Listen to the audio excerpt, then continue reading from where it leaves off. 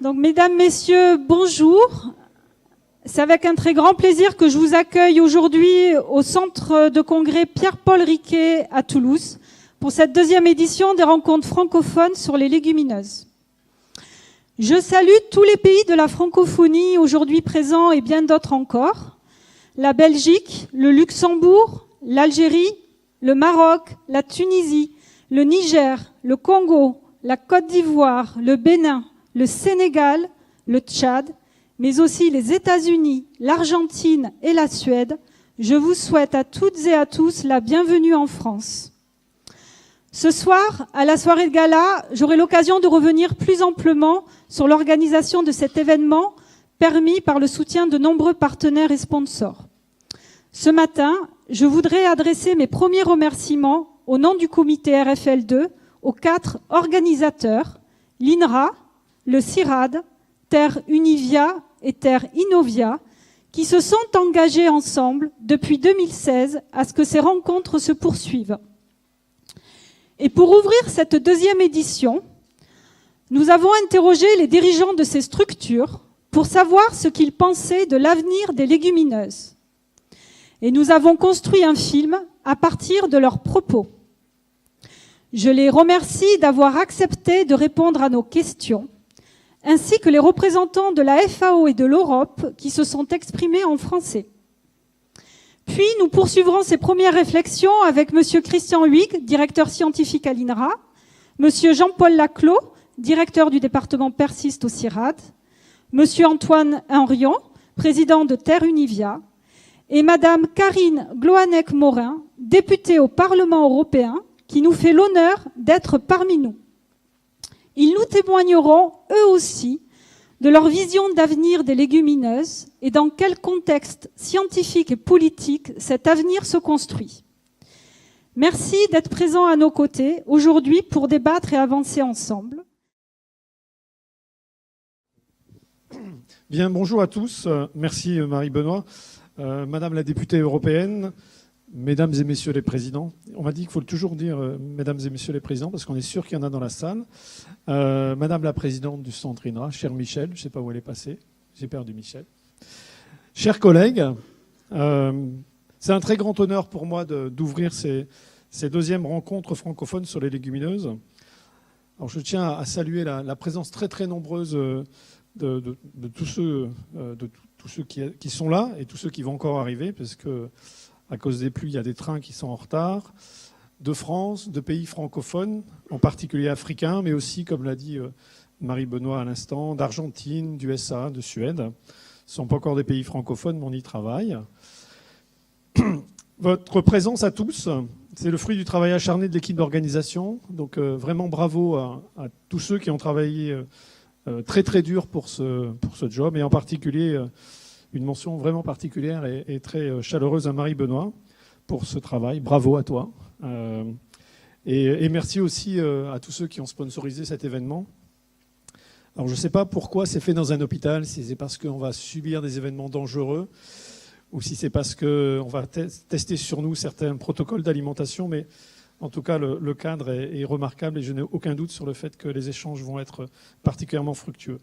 Comme le film que l'on vient de visionner le montre bien, et comme bon nombre de présentations vont l'éclairer, en fait, la réflexion sur la place des légumineuses dans les systèmes agricoles et dans les systèmes alimentaires de demain, et toute la recherche que l'on doit mener là-dessus, doit adresser les grands, c'est un terme un peu anglais, mais doit prendre en compte les grands défis auxquels nous devons apporter une réponse durable. Alors durable, c'est, si on prend la définition de Brundtland, c'est durable parce que ça doit respecter l'environnement et c'est donner autant de chances aux générations futures qu'à la nôtre de pouvoir s'alimenter et de pouvoir se développer. Ce qui veut dire qu'en fait, la réflexion qu'on doit avoir, c'est comment on produit et on s'alimente sans engendrer une dette environnementale. En fait, cette dette environnementale est rarement documentée et rarement prise en compte. Et c'est pour ça que l'agroécologie qui a été mentionnée dans le film est un cadre dans lequel on doit chercher à réfléchir. Et parmi les défis, on pourrait citer le changement climatique, l'impact sur le milieu, la biodiversité qui aussi a été mentionnée, mais un défi majeur, c'est de parvenir à une alimentation saine et durable pour tous. En fait, c'est le pour tous qui est compliqué. parce qu'il ne suffit pas de dire en moyenne on s'alimente. Si on a la moitié qui ne mange pas à leur faim, ça ne sert à rien. Et quand on dit le pour tous, c'est dans tous les pays du monde, c'est les différentes catégories socio-professionnelles, mais c'est aussi jeunes, adultes et personnes âgées. Et on sait qu'au fil de la vie, les besoins alimentaires ne sont pas les mêmes.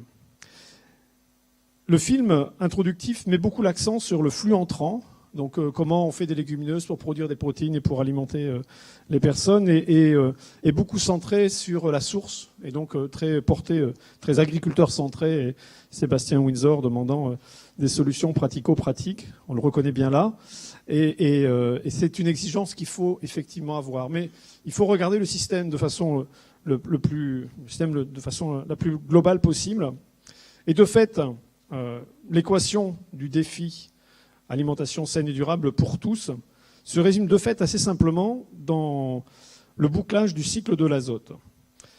Et de fait, c'est dans ce bouclage de cycle que les différents usages des légumineuses, depuis la production, la transformation, la consommation et l'organisation, que les différents usages doivent être pensés. C'est vrai pour les légumineuses à graines, c'est vrai pour les légumineuses fourragères, c'est vrai pour les plantes de service.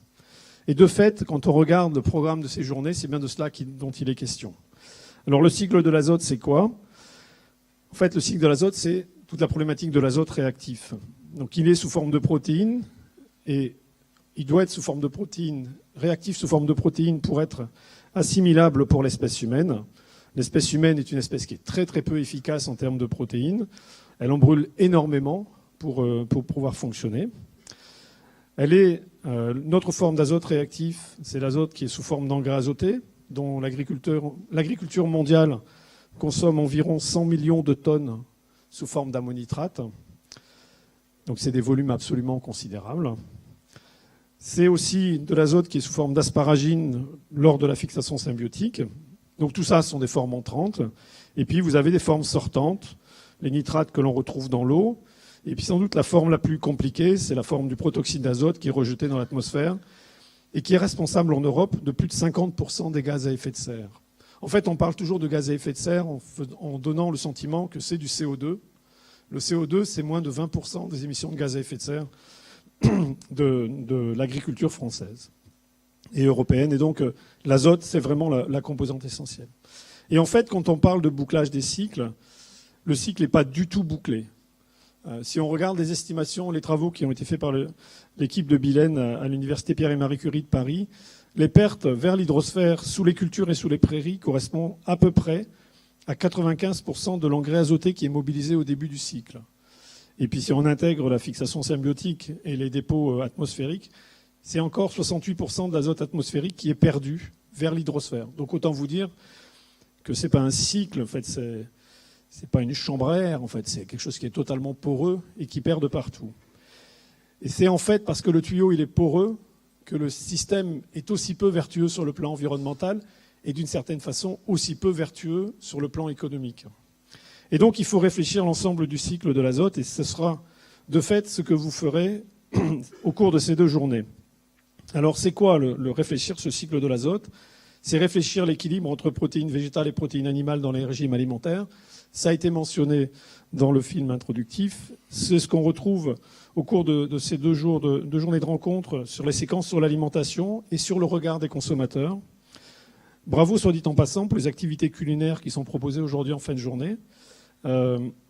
Car évidemment, il n'y aura pas de transition dans la façon de regarder l'équilibre entre protéines végétales et protéines animales sans une mobilisation inédite des industries agroalimentaires et sans une offre qui soit totalement adaptée, renouvelée. En fait, dans quelques années, on ne nous distribuera plus des pois chiches dans le sac d'accueil, on nous distribuera des produits totalement inédits à base de légumineuses. Pour moi, ça ne fait aucun doute. Le cycle de l'azote, mon deuxième point, c'est réfléchir la succession culturale, la place des légumineuses dans les rotations, dans les cultures intermédiaires, dans les mélanges d'espèces.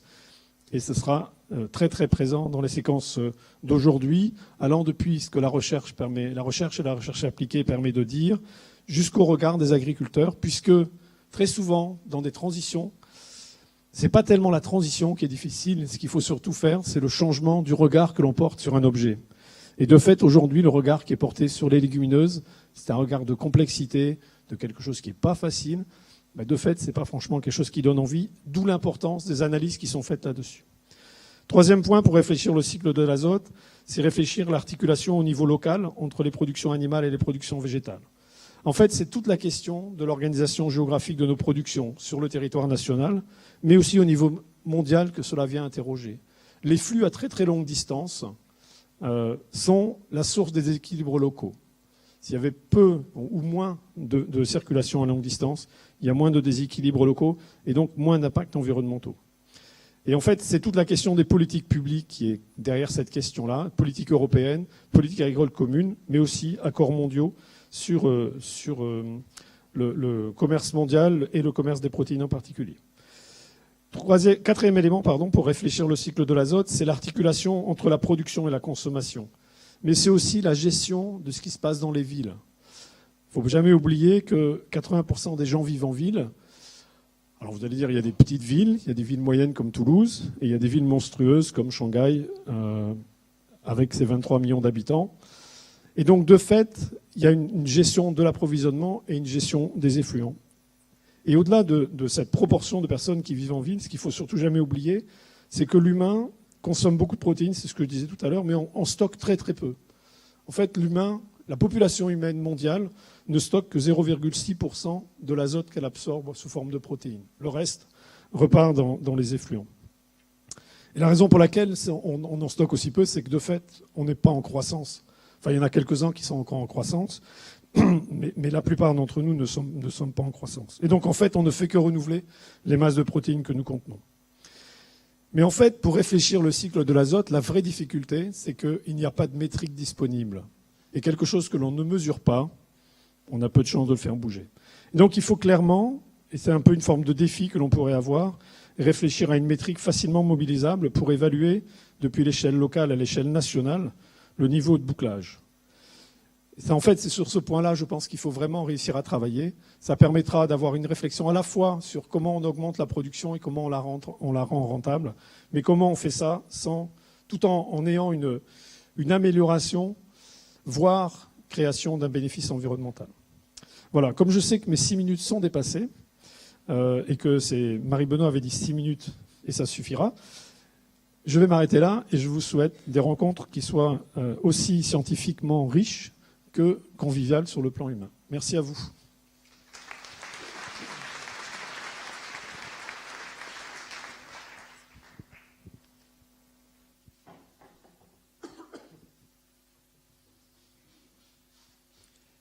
Bonjour à tous. Donc je tiens à remercier le comité d'organisation pour ces très belles journées. Et c'est un honneur pour moi de représenter le CIRAD à l'introduction de ces journées. Donc concernant le CIRAD, j'ai choisi de faire un petit focus sur quelques activités qui sont menées en particulier en Afrique de l'Ouest concernant les cultures de légumineuses. Et les travaux que nous menons au CIRAD il y a 2 types de composantes. Il y a un premier type de travaux qui concernent l'agroécologie et donc qui ont pour objectif global de concevoir, mais aussi de contribuer à la mise en œuvre de systèmes de production innovants et durables qui utilisent les légumineuses, en cherchant à optimiser les interactions entre plantes cultivées et environnement. Et puis il y a aussi au CIRAD d'autres travaux qui sont réalisés, plus sur des aspects post-récolte, pour essayer d'optimiser donc le devenir de composés d'intérêt pour la nutrition à la fois humaine et animale. Donc un petit focus sur 3 types de projets qui sont importants au CIRAD en ce moment, pour vous donner une idée de ce qui peut être fait. Un premier type de projet donc concerne des approches participatives pour des associations sorgho mil et niébé arachide, avec des études réalisées aussi bien au Sénégal qu'au Burkina Faso. Des études basées sur des diagnostics agronomiques, mais aussi sur des caractérisations de la diversité locale des réponses des espèces et des variétés de ces différentes espèces, pour déterminer les meilleures combinaisons et mieux comprendre comment réaliser les combinaisons en fonction des caractéristiques de l'environnement. Donc ce type de travaux est basé sur des enquêtes Les enquêtes réalisées jusqu'à présent montrent que les associations, en particulier Sorgo-Niébé, sont extrêmement dominantes dans les zones d'études au Burkina Faso, mais aussi des travaux qui concernent la variabilité génétique à la fois des plantes et des microsymbiotes. Un deuxième exemple que je voulais présenter ici concerne des arbres, parce qu'on parle beaucoup quand on pense aux légumineuses en général, on pense aux légumineuses alimentaires, mais en Afrique, les arbres légumineuses, et en particulier une espèce qui est le Federbea albida, a un rôle vraiment très important dans certains paysages. Ici, une jolie étude qui montrait que il y avait une corrélation forte entre la densité d'arbres dans les paysages et la régulation de bioagresseurs importants du mil. Et donc, plus il y avait d'arbres et moins donc il y avait d'attaques de mil par cet agresseur. Et en fait, on se rend compte que les arbres, et en particulier cette espèce fixatrice d'azote, un système agroforestier, permet d'améliorer le contrôle des bioagresseurs en fournissant un habitat qui peut être favorable à des ennemis naturels. Donc il y a beaucoup de travaux qui sont menés aussi au CIRAD sur en particulier les systèmes agroforestiers, avec des arbres légumineuses, et en particulier cette espèce qui permet de fournir donc d'alimenter les troupeaux en saison sèche. C'est une espèce très intéressante avec une phénologie inversée. Donc quand on pense aux légumineuses en Afrique, il faut penser aux cultures annuelles, mais aussi on peut penser aux arbres. Et bien sûr, un troisième exemple, juste pour rappeler qu'il faut évidemment travailler aussi sur les aspects de nutrition. Donc les légumineuses ont un fort potentiel nutritionnel, mais on sait qu'il y a aussi un certain nombre d'handicaps. Et donc il y a beaucoup de travaux qui sont réalisés dans des UMR à Montpellier en particulier, en collaboration aussi avec l'INRA et avec différents instituts, pour mieux comprendre l'origine de la qualité nutritionnelle. Et donc des partenariats avec différents instituts, différents projets qui ont pour but de mieux caractériser, améliorer les appareils de cuisson, mais aussi l'acceptabilité de modification de l'utilisation des aliments. Voilà, donc j'ai fait en sorte de rester dans les 5 minutes, donc je vais juste conclure pour dire que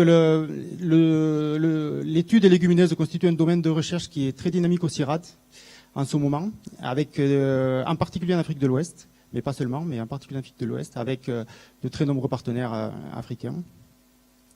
Il y a un certain nombre de projets interdisciplinaires qui sont structurants et qui associent les 3 départements scientifiques du CIRAD, mais aussi les différents acteurs de la filière, en France et dans ce cas en Afrique de l'Ouest. Ces études sur les légumineuses constituent aussi un lien privilégié entre agroécologie et travaux de recherche post-récolte pour la transformation des aliments, et c'est aussi quelque chose de très appréciable. Et donc le CIRAD a un intérêt très fort pour ces journées, sur ces rencontres francophones sur les légumineuses. Et je suis convaincu que les 2 journées que nous allons passer ensemble ici vont être très, très intéressantes pour tout le monde. Je vous remercie.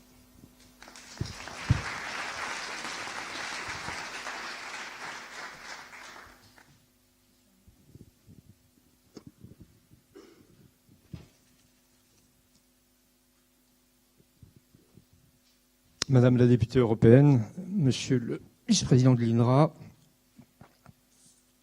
Mesdames et Messieurs, vos grades et qualités, mes chers amis, d'abord je voudrais dire que je suis ravi, au nom de Terre Univia, mais en mon nom propre, de participer à cette 2e édition de rencontres françaises et francophones des légumineuses, après celle de Dijon en 2016.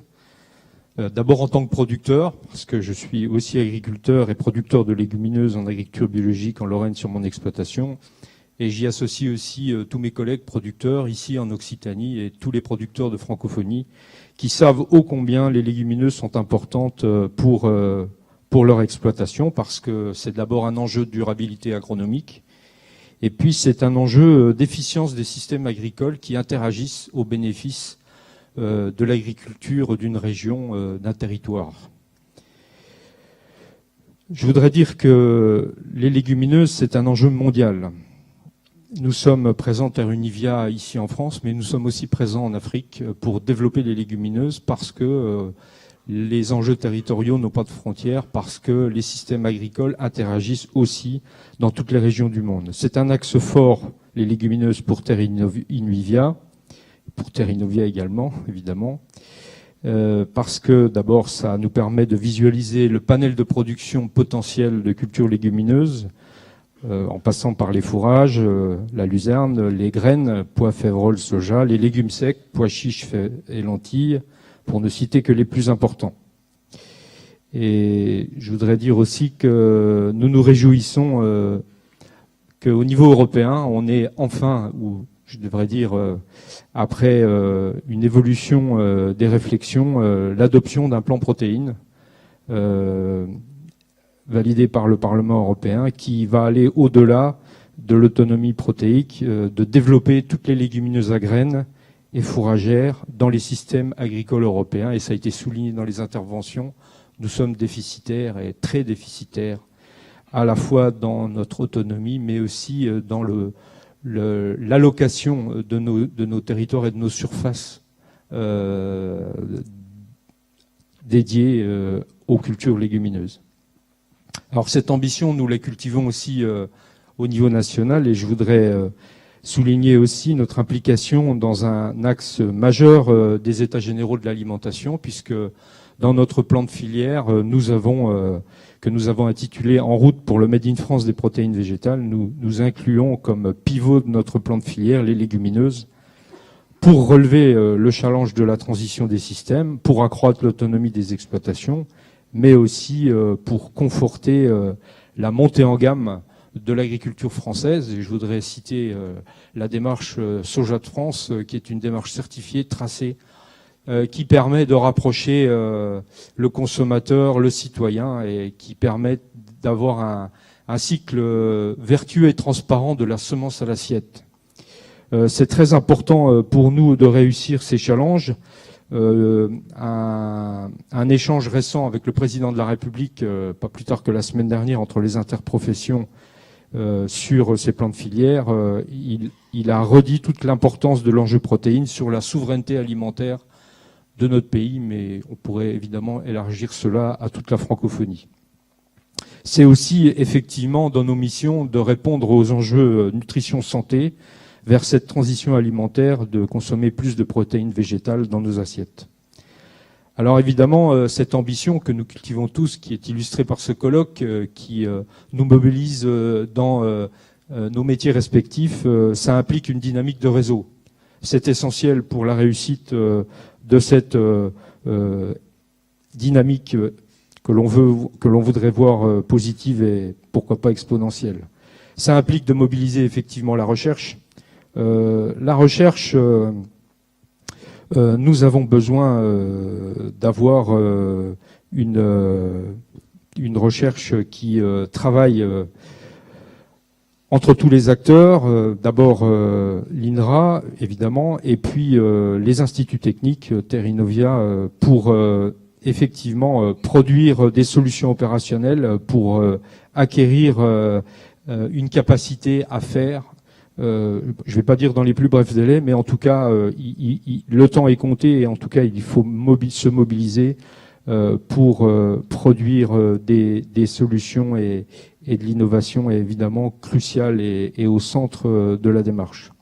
C'est aussi travailler la chaîne de valeur sur la collecte, sur la transformation, parce que on a besoin aussi d'avoir une efficience entre tous les maillons de la filière.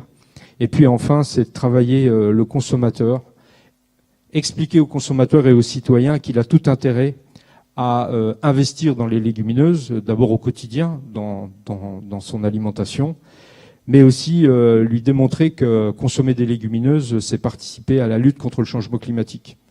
Et là aussi, c'est important de le rappeler. Et enfin, on ne sera pas de trop, Madame la députée, de se mobiliser pour que nos décideurs soient convaincus de consacrer, au-delà de l'axe politique fort pour l'agriculture, des moyens financiers, parce que la question des moyens est clairement posée, pour accompagner des dispositifs et des réglementations que l'on veut les plus souples possibles, pour accompagner et participer au développement de cet enjeu majeur que sont les légumineuses, et qui constituent une véritable ambition d'avenir. Voilà, moi je vous souhaite un bon débat et un bon colloque, et je ne doute pas que ce colloque nous produira encore des espoirs, mais au-delà des espoirs, des axes majeurs pour avoir des leviers, pour développer cette face important du développement de l'agriculture, mais au-delà de l'agriculture, de nos territoires pour l'avenir. Merci.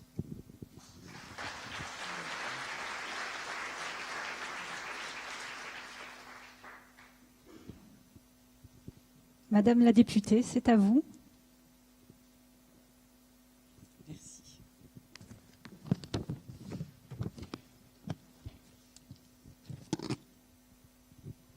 Mesdames, Messieurs, bonjour à tous. En vos grades et qualités, je vous salue tous, mais je voudrais bien sûr remercier tous les organisateurs de cette journée pour cette invitation.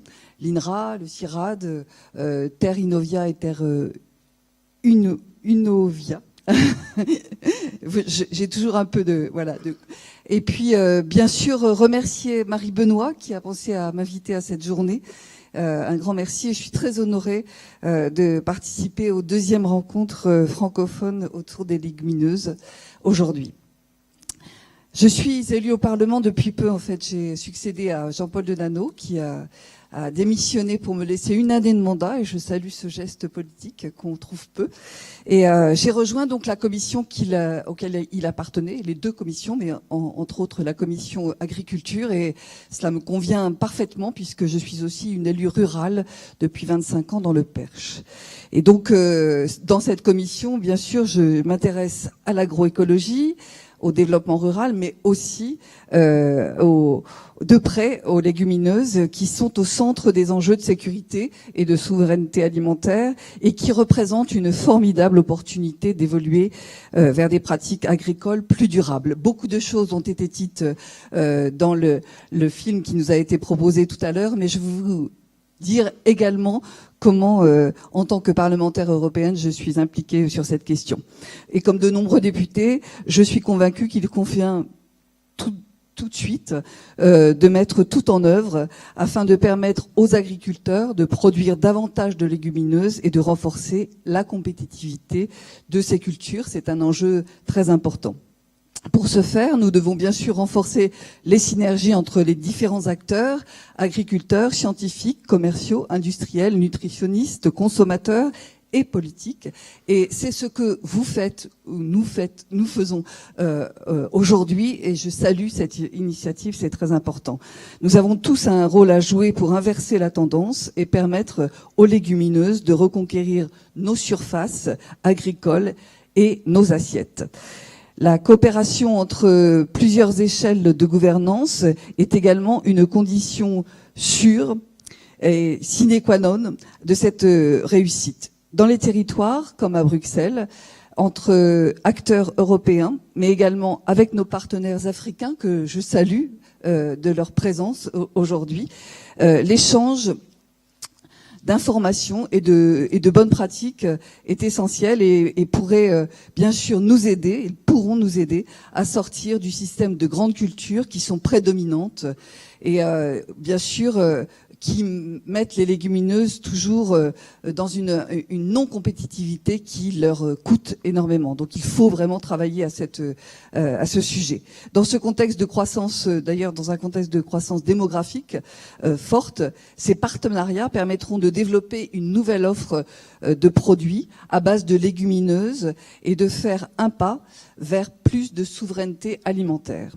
Actuellement, nous débutons au Parlement européen le débat autour de la politique agricole commune, vous le savez, puisque le cadre financier pluriannuel nous a été proposé au mois de mai et la proposition en juin d'une nouvelle politique agricole commune. Et dans ce cadre, une stratégie claire pour les légumineuses est un instrument clé pour évoluer vers des systèmes agroalimentaires plus durables. C'est un engagement d'une grande partie de députés européens. Vous pouvez compter sur nous. Ces cultures qui permettent de limiter les apports en engrais azotés en effet, sont au cœur de la lutte du réchauffement climatique, qui va être aussi un des grands enjeux de ce nouveau cadre financier pluriannuel, et en adéquation totale avec notre volonté de rendre la PAC plus verte. Alors c'est un débat, hein, je ne veux pas vous dire que tout est gagné, mais en tout cas il y a un véritable enjeu, puisque on le sait, cette PAC plus verte, elle accompagne aussi une politique de lutte contre les changements climatiques. Et depuis de nombreuses années, le Parlement européen s'intéresse au potentiel des légumineuses. Ça a été déjà indiqué, c'est vrai. C'est un débat qui ne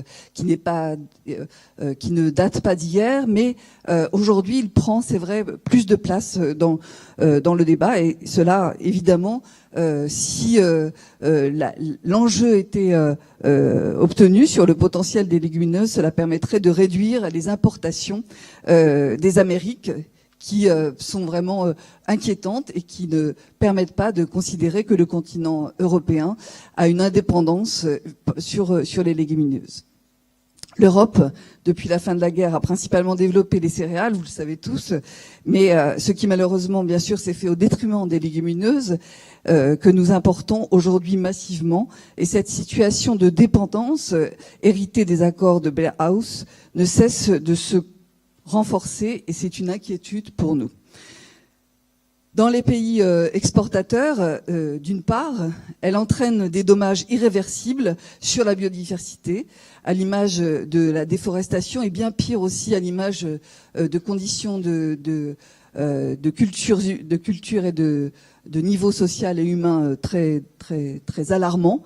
Et donc c'est ce qui se passe dans les pays exportateurs et représente une empreinte carbone considérable. Et puis de l'autre côté, dans les pays importateurs, cette situation est dangereuse au point de vue de la sécurité alimentaire, je l'ai dit, et ne permet pas de fournir une alimentation de qualité pour nos élevages. Et donc il est important d'inverser la tendance en valorisant non seulement les légumineuses à graines, mais également les légumineuses fourragères qui représentent une grande source d'apport protéique. C'est vrai qu'il y a l'alimentation des animaux, mais aussi l'alimentation humaine. Et il faut bien sûr que les deux sujets soient abordés avec force. Mon prédécesseur au Parlement européen, dont je vous ai parlé tout à l'heure, Jean-Paul Denanot, a été donc rapporteur sur le texte adopté en avril dernier, appelant l'Union européenne à se doter le plus rapidement possible d'un plan stratégique d'approvisionnement en légumineuses. C'est fait, ça a été voté en plénière. Maintenant, c'est parti, c'est vrai, dans les rouages parlementaires, et nous espérons que ce plan va voir le jour afin de soutenir le développement durable de l'agriculture européenne. Vous le savez, dans l'Union européenne, seulement 4% des terres arables sont dédiées aux légumineuses. C'est très peu et il y a vraiment une évolution à accompagner malgré les avantages qu'elles comportent. Et donc, il est urgent d'offrir à ces cultures stratégiques un contexte économique et politique plus favorable afin d'augmenter leur compétitivité. Le Parlement a donc envoyé un message très clair pour enrayer la baisse des cultures de légumineuses et les insérer au maximum dans les rotations. Nous devons être ambitieux et mobiliser à la fois les politiques agricoles, les politiques éducatives, de recherche et de commerce. Il me semble important de vous signaler qu'après la publication de ce rapport, une dizaine d'États, dont la France, se sont adressés à la Commission par une déclaration, la déclaration Soja, et au Conseil de l'Union européenne, en signalant l'intérêt fort pour le développement de cette filière. Au-delà du rapport qui a été voté, il y a donc eu une implication d'une dizaine d'États pour renforcer ce rapport et dire qu'il fallait vraiment que les États suivent ensuite. Parce que vous le savez, le Parlement envoie des signaux, vote des textes, mais ensuite ils sont bien souvent freinés par la frilosité des États. Donc nous sommes très mobilisés sur cette question. Depuis quelques mois, la Commission européenne planche également sur le sujet. Après une consultation publique, elle a organisé des ateliers avec les acteurs de la filière dans différents pays européens. Et d'ailleurs, c'est au cours de l'atelier filière qui s'est déroulé en juillet dernier en Saône-et-Loire et qui a été très riche en échanges que j'ai rencontré Marie Benoît, qui fait que je suis présente avec vous aujourd'hui et j'en suis vraiment très honorée. Nous attendons désormais la publication d'un rapport de l'exécutif européen. C'est un rapport sur le plan stratégique, hein, c'est bien comme cela qu'il faut l'intégrer. Et il y aura une conférence organisée les 22 et 23 novembre prochains à Vienne avec le ministre autrichien. Vous savez que c'est la présidence autrichienne en ce moment qui préside l'Union européenne. Le ministre autrichien donc a demandé à ce qu'il y ait à Vienne en novembre la présence de la Commission qui publiera en effet à son tour le rapport sur le développement des protéines végétales. Donc il y a, c'est vrai, une vraie avancée sur cette question, mais il faut rester vigilant, c'est important. Et notre ambition pour les légumineuses ne s'arrête pas là, bien sûr, car il y a aussi une opportunité qui se présente dans le débat que nous avons en ce moment sur la PAC. Il faut que, et c'est pour cette raison que ma présence ici aujourd'hui à vous entendre est très importante, il faut que nous fassions aussi remonter un certain nombre d'arguments pour que ces questions ne restent pas, se poursuivent et s'améliorent. C'est à travers cette politique que nous pourrons favoriser la réinsertion des légumineuses à graines et fourragères dans les rotations et favoriser la biodiversité comme les auxiliaires de culture et développer une filière qui répond aux exigences actuelles. Les débats vont être difficiles, c'est vrai, et donc nous avons besoin de tous les acteurs européens parce que nous sommes très inquiets sur la position actuelle et la proposition qui est faite sur la PAC, puisqu'il y a des coupes drastiques qui sont proposées, notamment sur les deux piliers, hein, sur le premier pilier, mais sur le second pilier notamment. Et le second pilier, vous le savez, accompagne un certain nombre de programmes, de dispositifs sur l'agroécologie. Et donc, c'est pour nous une véritable inquiétude, mais nous nous mobilisons. Et en plus de rétablir l'objectif, c'est au moins de rétablir le budget actuel, mais peut-être même de demander un budget plus important. Eh bien, nous allons argumenter auprès de la Commission pour que la Commission aille encore plus loin sur un certain nombre de mesures. Et par exemple, je demande dans ces débats que l'on augmente le plafond concernant les aides couplées. Vous savez que c'est par les aides couplées qu'on peut accompagner aussi des évolutions qui représentent un outil précieux et qui peuvent permettre aux agriculteurs de se tourner davantage vers les légumineuses. Je souhaite également que dans la prochaine PAC, les incitations à la production des plantes fixatrices d'azote ne se fassent pas uniquement au titre des zones d'intérêt écologique, enfin des surfaces, les SIE, mais à travers l'ensemble des mesures dans le premier et le second pilier, comme les associations de culture et les aides aux services écosystémiques. Et donc c'est important qu'il y ait une généralisation de ces aides sur toutes les zones. Que ce soit en Europe et en Afrique, rien ne se fera sans la recherche, sans l'innovation, notamment par une sélection variétale, ça a été indiqué tout à l'heure aussi dans le film que nous avons vu, qui doit s'intéresser à toutes les formes de légumineuses. Je vous informe, et je l'indique dès que je peux auprès du secteur agricole, mais aussi de tous les secteurs concernés par la filière, que nous demandons beaucoup à l'agriculture dans de nouvelles pratiques. Nous leur demandons, nous avons des exigences, c'est vrai, écologiques sur le développement durable.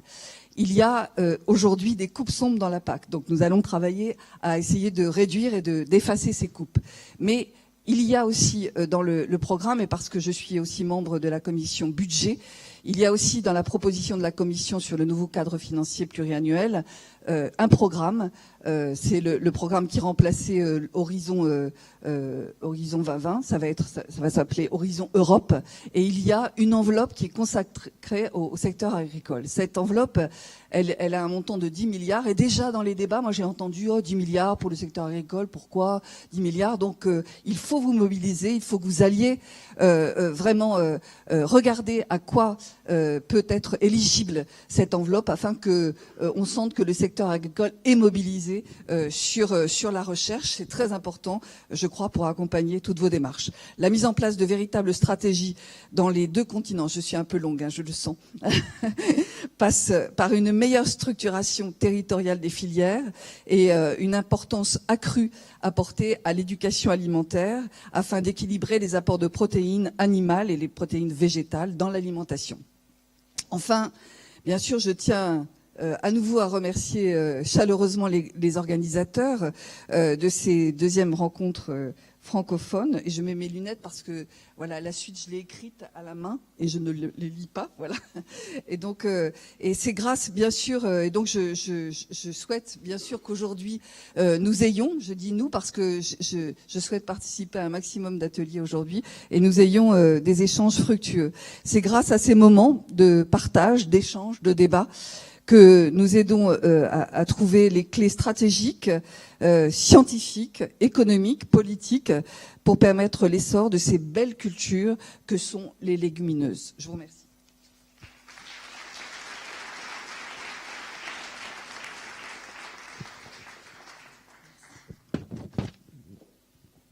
Vraiment, merci beaucoup Madame la députée. Et non, vous n'étiez pas du tout longue parce que tout ce que vous avez dit est important. Et on souhaite vraiment vous remercier pour votre engagement à nos côtés et pour ce soutien dont vous nous manifestez. Et vraiment, je crois que c'est une chance de vous avoir car vous êtes très investis, très pragmatiques, très au fait des enjeux qui se tissent. Donc vraiment, merci.